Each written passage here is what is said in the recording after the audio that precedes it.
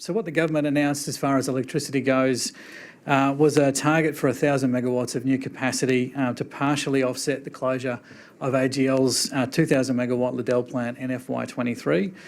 So what the government's looking for is for the market to announce credible plans to build new dispatchable power plants to collectively deliver 1,000 megs. Otherwise, the federal government wants to push ahead via its ownership of Snowy Hydro and build its own 1,000 megawatt gas plant near Newcastle.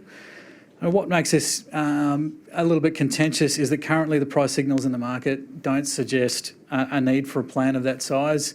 AEMO's recently released forecast also don't point to that need.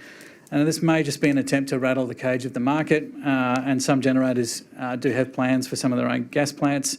So even if it doesn't come to fruition, I think it still will have a negative impact on sentiment towards the sector. It just adds more uncertainty and makes it harder for those generators to make a clear investment decision. So I think that's going to weigh on the sector a bit more than the current weak wholesale prices already are.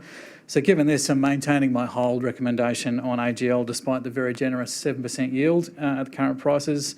I think there needs to be an improvement in wholesale electricity prices to see an improvement in AGL's prospects, and there just aren't that many near-term catalysts that are likely to do so.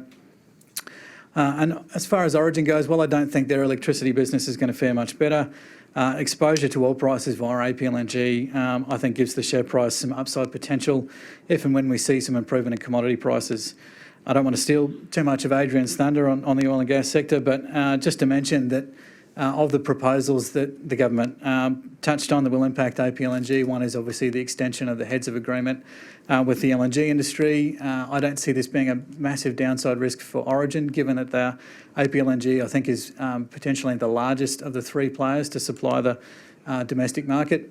And if anything, there's potential upside for Origin, given the potential for an acceleration of development in the Beetaloo Basin. And in fact, I've increased my price target a little bit on, possibly a higher likelihood that Beetaloo will be developed, which pushes it up by about 4%. So Origin remains an ad for me with 38% potential upside. TSR, I should say, with APL Energy earnings recovery and the Beetaloo being the most likely catalysts.